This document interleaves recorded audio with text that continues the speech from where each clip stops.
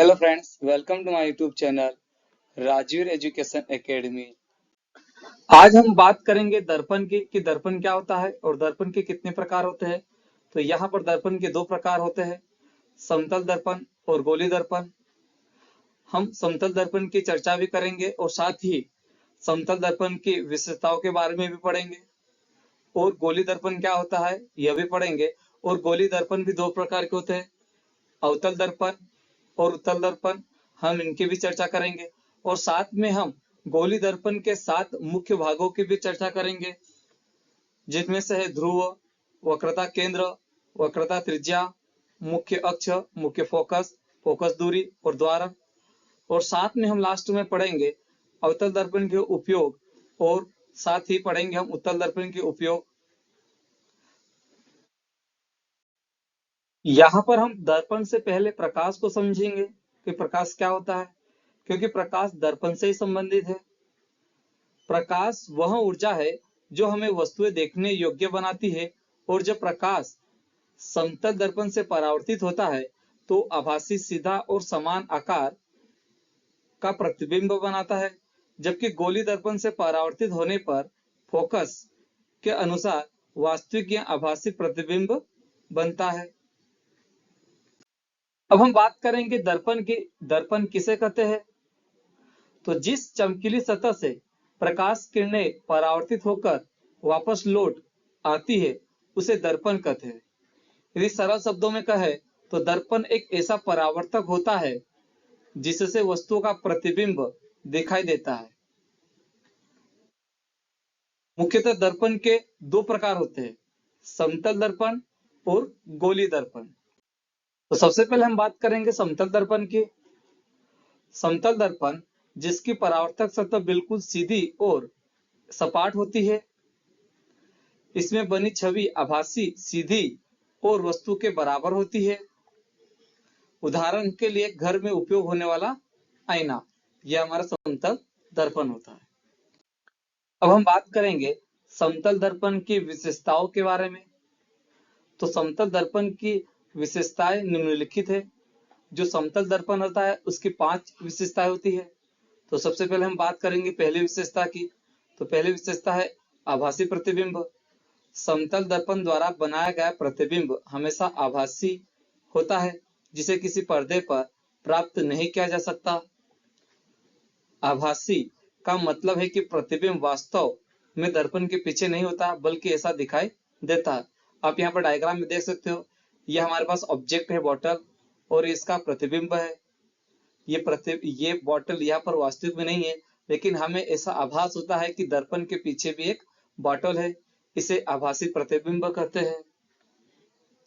जब आप आईने में अपना चेहरा देखते हो तो लगता है जैसे आपका चेहरा दर्पण के पीछे है, लेकिन असल में वहां कुछ नहीं होता।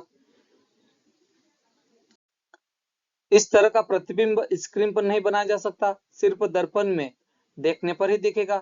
आप यहाँ डायग्राम में भी देख सकते हैं, एक व्यक्ति खड़ा है और उसका प्रतिबिंब दर्पण के अंदर बना है। तो ये जो प्रतिबिंब है ये वास्तविक में नहीं है, बस हमें आभास होता है कि दर्पण के अंदर कोई एक व्यक्ति है। इसे हम उदाहरण से समझ लेते हैं। एक और उदाहरण है, जब आप पानी में अपना चेहरा देखते हैं वह भी आभासी प्रतिबिंब होता है। मतलब पानी में आपका चेहरा आभासी होता है, वास्तविक में जल के अंदर कोई चेहरा नहीं होता। एक आसान उदाहरण और है हमारे पास, जैसे आप पानी से भरी बाल्टी में चांद को देखते हो, वह पानी में दिखता है लेकिन असल में वहां चांद नहीं होता है, बस हमें आभास होता है कि इस बाल्टी में चांद है। आई होप कि आपको समझ में आ गया होगा। अब हम बात करेंगे दूसरी विशेषता की। तो हमारे पास दूसरा पॉइंट है सीधा प्रतिबिंब। प्रतिबिंब हमेशा सीधा बनता है, ठीक उसी दिशा में जिस दिशा में वस्तु होती है। मतलब सीधा का मतलब है कि वस्तु और उसका प्रतिबिंब ऊपर नीचे की दिशा में बिल्कुल एक जैसे रहते हैं। अगर आपका सिर ऊपर है और पैर नीचे, तो दर्पण में भी सिर ऊपर और पैर नीचे ही दिखाई देंगे। मतलब ये व्यक्ति है, इसका सिर ऊपर है तो दर्पण में भी सिर ऊपर दिखाई देगा, और पैर नीचे है तो दर्पण में भी पैर नीचे ही दिखाई देंगे। यानी वस्तु का ऊर्ध्वाधर स्थान नहीं बदलता। यह हमारे समतल दर्पण की दूसरी विशेषता हो गई। तीसरी विशेषता होती है वस्तु के आकार के बराबर। प्रतिबिंब का आकार वस्तु के आकार के बिल्कुल बराबर होता है। मतलब जब आप आईने समतल दर्पण के सामने खड़े होते हैं तो आपका जो प्रतिबिंब दिखता है वह न तो बड़ा होता है और न छोटा होता है। आपका कद ऊंचाई मतलब जितना है आईने में भी उतना ही दिखाई देगा। मतलब यदि वस्तु 1 मीटर ऊंची है तो उसका प्रतिबिंब भी 1 मीटर ही होगा। मतलब यदि व्यक्ति की ऊंचाई 5 फीट है तो दर्पण में भी प्रतिबिंब 5 फीट का ही बनेगा। यह हमारे समतल दर्पण की तीसरी विशेषता होती है। चौथी विशेषता है समान दूरी पर प्रतिबिंब। प्रतिबिंब दर्पण के पीछे उतनी ही दूरी पर बनता है जितनी दूरी पर वस्तु दर्पण के सामने रखी होती है। मतलब जब तुम समतल दर्पण के सामने खड़े होते हो तो तुम्हें अपना चेहरा दर्पण के अंदर पीछे की तरफ उतनी ही दूरी पर दिखाई देता है जितनी दूरी पर तुम दर्पण से खड़े हो। मतलब यदि व्यक्ति दर्पण से 5 फीट दूर खड़ा है तो प्रतिबिंब भी दर्पण के अंदर 5 फीट दूर बनेगा। यहाँ पर एक और उदाहरण है, अगर तुम दर्पण से 2 मीटर दूर खड़े हो तो तुम्हारा प्रतिबिंब दर्पण के अंदर पीछे की ओर 2 मीटर दूर दिखाई देगा। मतलब ये जो दर्पण है, दर्पण से वास्तविक व्यक्ति की दूरी और प्रतिबिंब की दूरी दोनों समान होती है। सरल भाषा में नियम है, वस्तु जितनी दूर दर्पण से होती है प्रतिबिंब भी दर्पण के पीछे उतने ही दूर दिखाई देता है। पांचवी विशेषता है पार्श्वतः उल्टा प्रतिबिंब। मतलब प्रतिबिंब में बायां भाग दाएं और दायां भाग बाएं के रूप में दिखाई देता है। इस प्रक्रिया को पार्श्व परावर्तन कहते हैं। आइए इसे हम उदाहरण से समझते हैं। जब आप एक समतल दर्पण के सामने खड़े होते हैं तो आप अपना प्रतिबिंब सीधा देखते हैं। अगर आप अपना दायां हाथ उठाते हैं तो आपको ऐसा लगता है कि दर्पण में आपका बायां हाथ उठा हुआ है, जो पार्श्वतः उल्टे होने का एक उदाहरण है। मतलब जब आप अपना दायां हाथ उठाते हो समतल दर्पण के सामने तो आपको ऐसा लगता है कि आपने बायां हाथ उठाया है। ये पांचवी विशेषता होती है समतल दर्पण की, जिसे बोलते हैं पार्श्वतः उल्टा प्रतिबिंब। अब हम बात करेंगे दर्पण के दूसरे मुख्य प्रकार गोली दर्पण की, कि गोली दर्पण किसे कहते हैं। तो गोली दर्पण, एक गोली दर्पण कांच के एक खोखले गोले का कटा हुआ भाग होता है जिसकी एक सतह को पॉलिश करके चमकदार बना दिया जाता है।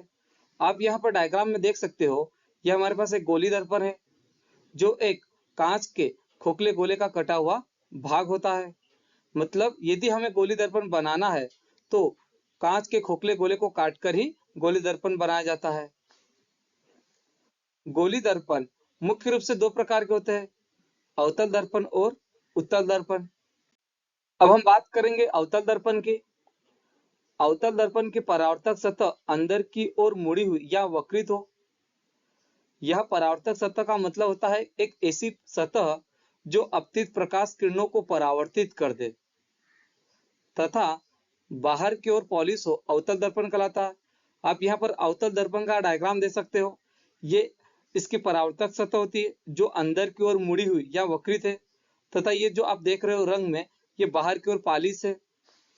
इस प्रकार का जो दर्पण होता है वो हमारा अवतल दर्पण कहलाता है। अब अवतल दर्पण करता क्या है, यह प्रकाश किरणों को एक बिंदु मतलब फोकस पर एकत्रित कर देता है। यह हमारी प्रकाश किरणें हैं जो इस अवतल दर्पण पर आपतित होती है और परावर्तन के पश्चात एक बिंदु पर फोकस हो जाती है, मतलब एकत्र हो जाती है। इसलिए अवतल दर्पण का उपयोग हजामत बनाने के लिए, डॉक्टर द्वारा कान, गले और आंख की जांच के लिए और सर्चलाइट के रूप में किया जाता है। अब हम बात करेंगे उत्तल दर्पण की। उत्तल दर्पण की परावर्तक सतह बाहर की ओर उभरी हुई या वक्रित हो तथा अंदर की ओर पॉलिश हो, उत्तल दर्पण कहलाता है। हमारे पास यहाँ पर उत्तल दर्पण का डायग्राम है जिसमें ये जो परावर्तक सतह है ये बाहर की ओर उभरी या वक्रित होती है तथा अंदर की ओर पॉलिश होती है। यह हमारा उत्तल दर्पण कहलाता है, जिसके कारण यह समांतर प्रकाश किरणों को बाहर की ओर फैलाता है। ये जो प्रकाश किरणें आ रही है ये इस परावर्तक सतह से टकराने के बाद बाहर की ओर फैलती है। ये आप देख रहे हो, ये बाहर की ओर फैल रही है, जिसके कारण इसका उपयोग, उत्तल दर्पण का उपयोग वाहनों में साइड मिरर के रूप में किया जाता है। अब हम बात करेंगे गोली दर्पण के मुख्य 7 भागों की। तो गोली दर्पण के 7 मुख्य अवयव होते हैं, जिनमें है ध्रुव, वक्रता केंद्र, वक्रता त्रिज्या, मुख्य अक्ष, मुख्य फोकस, फोकस दूरी तथा द्वारक। इन अवयवों की सहायता से ही गोली दर्पण की विशेषताओं और प्रतिबिंब निर्माण का अध्ययन किया जाता है। इसीलिए हम गोली दर्पण के 7 मुख्य भागों का अध्ययन करेंगे, मतलब उन्हें हम समझेंगे। तो सबसे पहले हम बात करेंगे ध्रुव की।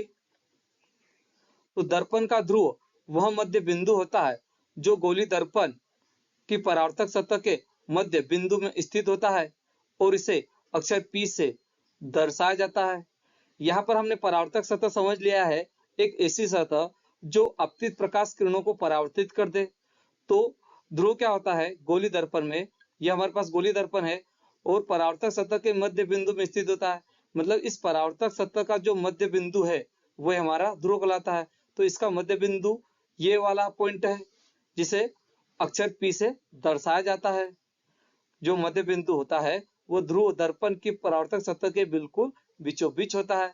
जो ध्रुव है वो दर्पण की परावर्तक सतह, और ये जो सतह देख रहे हो ये दर्पण की परावर्तक सतह है के बिल्कुल बीचों बीच होता है। आई होप कि आपको समझ में आ गया होगा।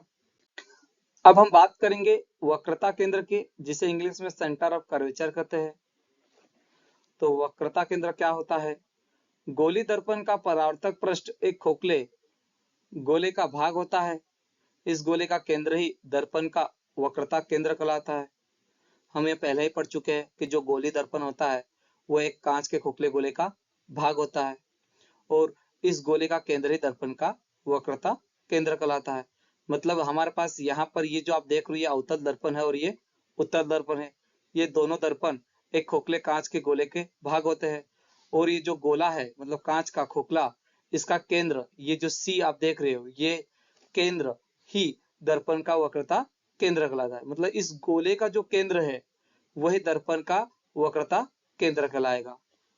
या तो आप इस प्रकार भी आप लिख सकते हो कि किसी गोलाकार दर्पण अवतल या उत्तल, क्योंकि जो गोली दर्पण होता है वो या तो अवतल होता है या उत्तल होता है, का जो दर्पण वाला भाग है वह एक गोले का टुकड़ा होता है। उस गोले के केंद्र को वक्रता केंद्र कहते हैं और इसे C अक्षर से दर्शाते हैं। आई होप कि अभी आपको समझ में आ गया होगा। अब हम बात करेंगे वक्रता त्रिज्या की, जिसे इंग्लिश में रेडियस ऑफ कर्वेचर कहते हैं। तो यहाँ पर वक्रता त्रिज्या क्या होती है? गोली दर्पण का परावर्तक पृष्ठ एक खोखले गोले का भाग होता है। जैसे कि हमने अभी पढ़ा कि जो गोली दर्पण होता है वो एक कांच के खोखले गोले का भाग होता है और इस गोले की त्रिज्या ही दर्पण की वक्रता त्रिज्या कहलाती है। अर्थात दर्पण के परावर्तक सतह और उसके वक्रता केंद्र के बीच की दूरी को वक्रता त्रिज्या कहते हैं और इसे अक्षर R से निरूपित करते हैं। आप यहाँ पर डायग्राम में देख सकते हो, हमारे पास एक गोली दर्पण है और ये गोली दर्पण की परावर्तक सतह कहलाती है जो आपतित प्रकाश किरणों को परावर्तित करती है। तो यहाँ पर आप देख सकते हो कि जो परावर्तक सतह और उसके वक्रता केंद्र के बीच की दूरी को वक्रता त्रिज्या कहते हैं। मतलब परावर्तक सतह से लेकर वक्रता केंद्र तक के बीच की जो दूरी है यह हमारी वक्रता त्रिज्या कहलाती है। अब ये भी त्रिज्या हो गई, आप इसे भी त्रिज्या कह सकते हैं, आप इसे भी त्रिज्या कह सकते हैं। मतलब ये भी परावर्तक सतह से वक्रता केंद्र तक के बीच की दूरी है, ये हमारी वक्रता त्रिज्या कहलाती है और इसे कैपिटल R से दर्शाया जाता है। अब हम बात करेंगे मुख्य अक्ष की कि मुख्य अक्ष क्या कहलाता है। तो गोली दर्पण के ध्रुव P तथा वक्रता केंद्र C से गुजरने वाली सीधी काल्पनिक रेखा को मुख्य अक्ष कहते हैं। हमारे पास यहाँ पर डायग्राम में एक गोली दर्पण दिया है जिसमें यह हमारा परावर्तक पृष्ठ यहाँ सतह कहलाता है M और M डैश, यह हमारा परावर्तक सतह कहलाता है और इस परावर्तक सतह का मध्य बिंदु ध्रुव कहलाता है, जिसे बिंदु P से दर्शाते हैं, और यह हमारा ध्रुव हो गया। और इस ध्रुव तथा वक्रता केंद्र इस बिंदु C से गुजरने वाली ये जो सीधी रेखा है, काल्पनिक रेखा, ये हमारी मुख्य अक्ष होती है, जिसे x और y से दर्शाते हैं। मतलब जो मुख्य अक्ष होता है वो x y होता है। आई होप कि आपको समझ में आ गया होगा। अब हम बात करेंगे मुख्य फोकस की, कि मुख्य फोकस क्या होता है। तो गोली दर्पण के मुख्य अक्ष के समांतर आने वाली प्रकाश किरणें जब दर्पण से परावर्तित होती है तथा परावर्तन के पश्चात मुख्य अक्ष के जिस बिंदु पर मिलती है या मिलती हुई प्रतीत होती है, उस बिंदु को गोली दर्पण का मुख्य फोकस कहते हैं, और इसे कैपिटल F अक्षर से दर्शाते हैं। यह हमारे मुख्य फोकस की डेफिनेशन हो गई है। अब हम इसे इस डायग्राम के माध्यम से समझते हैं। हमारे पास यहाँ पर गोली दर्पण के दोनों प्रकार है, अवतल दर्पण भी और उत्तल दर्पण भी। तो यहाँ पर डेफिनेशन में लिखा है गोली दर्पण के मुख्य अक्ष के समांतर। अब मुख्य अक्ष क्या होता है, यह हमने अभी समझा। यह हमारा गोली दर्पण का परावर्तक पृष्ठ कहलाता है, और इस परावर्तक पृष्ठ का जो मध्य बिंदु होता है वो हमारा ध्रुव कहलाता है। तो ये जो P बिंदु है यह हमारा ध्रुव हो गया, और बिंदु P से और वक्रता केंद्र से गुजरने वाली सीधी जो काल्पनिक रेखा होती है वो हमारी मुख्य अक्ष कहलाती है। तो अवतल दर्पण में हमारी ये मुख्य अक्ष हो गई, और उत्तल दर्पण में भी हमारी मुख्य अक्ष हो गई है। के समांतर आने वाली प्रकाश किरणें जब दर्पण से परावर्तित होती है, मतलब इस मुख्य अक्ष की ये समांतर जो है ये हमारी प्रकाश किरणें है, जो दर्पण पर अपतित होती है और अपतित होने के पश्चात परावर्तित होती है, और उत्तल दर्पण में भी ये परावर्तित हो रही है। तथा परावर्तन के पश्चात मुख्य अक्ष के जिस बिंदु पर मिलती है, ये हमारे अवतल दर्पण में परावर्तन के पश्चात ये हमारा मुख्य अक्ष है, और इस मुख्य अक्ष के इस बिंदु पर मिल रही है। और उत्तल दर्पण में क्या होता है, मिलती हुई प्रतीत होती है। जब परावर्तन के पश्चात ये किरणें इस दिशा में जाती है, और जब हम इन किरणों को आगे बढ़ाते हैं तो ये हमारे मुख्य अक्ष पर मिलती हुई प्रतीत होती है, वास्तविक में नहीं मिलती है। अवतल दर्पण में वास्तविक में मिलती है मुख्य अक्ष पर, और उत्तल दर्पण में मिलती हुई प्रतीत होती है। उस बिंदु को गोली दर्पण का मुख्य फोकस कहते हैं। और इसी बिंदु को, जिस बिंदु पर ये मिल रहे, मतलब मुख्य अक्ष के जिस बिंदु पर प्रकाश किरणें परावर्तन के पश्चात मिलती है, इसी बिंदु को हम गोली दर्पण का मुख्य फोकस कहते हैं। आई होप कि आपको समझ में आ गया होगा। अब हम बात करेंगे फोकस दूरी की। फोकस दूरी क्या होती है। तो गोली दर्पण के ध्रुव P और मुख्य फोकस F के बीच की दूरी को फोकस दूरी कहते हैं, और इसे स्मॉल f से दर्शाते हैं। अब इसे हम डायग्राम से समझते हैं। यह हमारा गोली दर्पण है, और इस गोली दर्पण का परावर्तक पृष्ठ का मध्य बिंदु हमारा ध्रुव कहलाता है। ये बिंदु P हमारा ध्रुव है, और यह हमारा मुख्य फोकस होता है, जहां प्रकाश किरणें परावर्तन के पश्चात मिलती है। तो मुख्य फोकस और ध्रुव के बीच की जो दूरी है यह हमारी फोकस दूरी कहलाती है। हम इसे कहते हैं फोकस दूरी। और जो फोकस दूरी होती है वो वक्रता त्रिज्या की आधी होती है। अर्थात हम कह सकते हैं कि F बराबर R/2 ये हमारी वक्रता त्रिज्या होती है, और इस वक्रता त्रिज्या की आधी हमारी फोकस दूरी होती है। इसलिए हमारे पास यहाँ पर फार्मूला आ जाएगा F बराबर R/2। अब हम बात करेंगे गोली दर्पण के 7वें लास्ट भाग द्वारक की, कि द्वारक क्या होता है। तो गोली दर्पण के परावर्तक पृष्ठ की वृत्ताकार सीमा रेखा का व्यास दर्पण का द्वारक कहलाता है। हमारे पास यहाँ पर गोली दर्पण का डायग्राम है, जिसमें यह हमारे पास Mn परावर्तक पृष्ठ कहलाता है, और परावर्तक पृष्ठ की वृत्ताकार सीमा क्योंकि ये जो गोली दर्पण होता है ये एक कांच के खोखले गोले का भाग होता है। इसकी सीमा रेखा का व्यास मतलब ये Mn यही हमारा दर्पण का द्वारक कहलाता है। और द्वारक यह बताता है कि दर्पण की सतह का कितना भाग प्रकाश को परावर्तित कर सकता है। जितना इसका व्यास होगा परावर्तक पृष्ठ का, उतना ही यह प्रकाश किरणों को परावर्तित करेगा। आई होप कि यह भी आपको समझ में आ गया होगा। अब हम बात करेंगे अवतल दर्पण के उपयोग की, लेकिन उससे पहले हम यह समझ लेते हैं कि अवतल दर्पण होता क्या है। ऐसे तो अभी हम यह पढ़ चुके हैं, लेकिन एक बार और हम चर्चा कर लेते हैं।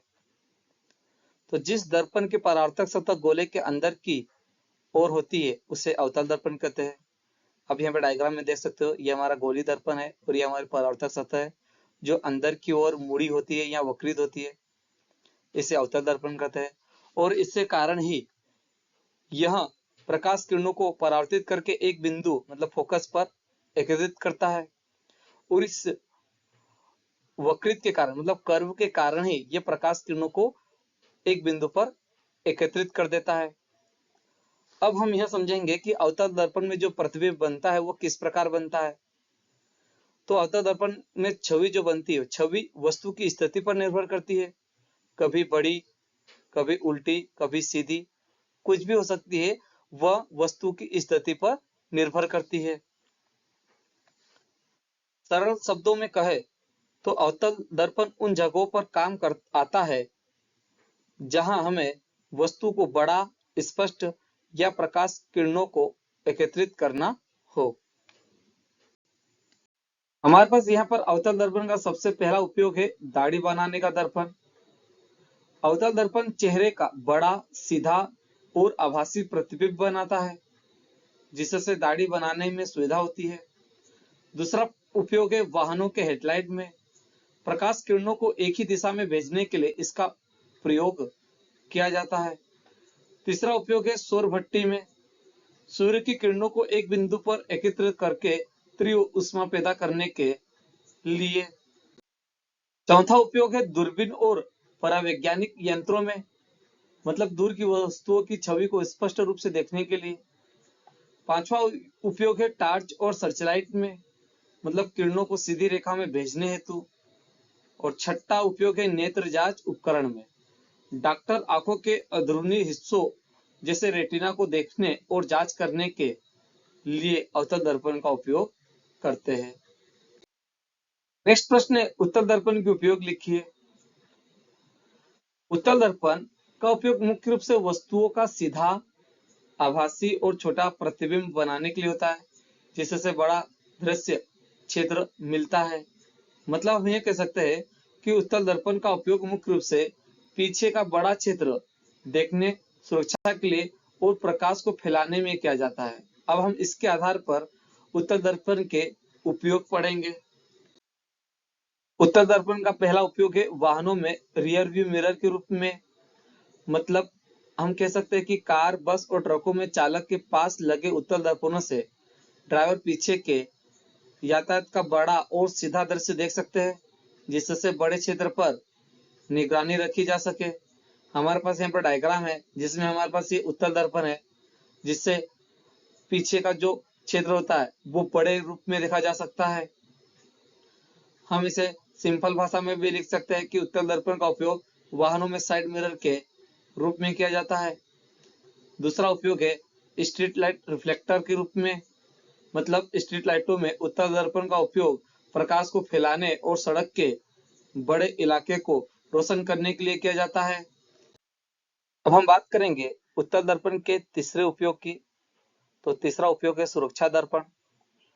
दुकानों, शॉपिंग मॉल, एटीएम और गलियारों में लगे उत्तल दर्पण एक बड़े क्षेत्र को देखने में मदद करते हैं, जिससे चोरी रोकने और सुरक्षा बनाए रखने में सहायता मिलती है। चौथा उपयोग है सड़क सुरक्षा।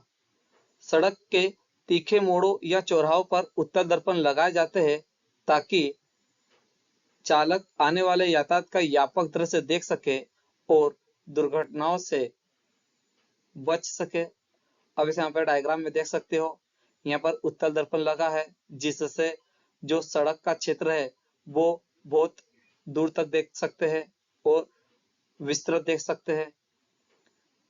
ये हमारे उत्तल दर्पण के 4 उपयोग कंप्लीट हो गए हैं और ये हमारा टॉपिक भी कंप्लीट हो गया है। आई होप कि यह वीडियो आपको पसंद आया होगा। यदि यह मेरा वीडियो आपको पसंद आया तो प्लीज मेरे वीडियो को लाइक करें, सब्सक्राइब करें और शेयर करें। धन्यवाद।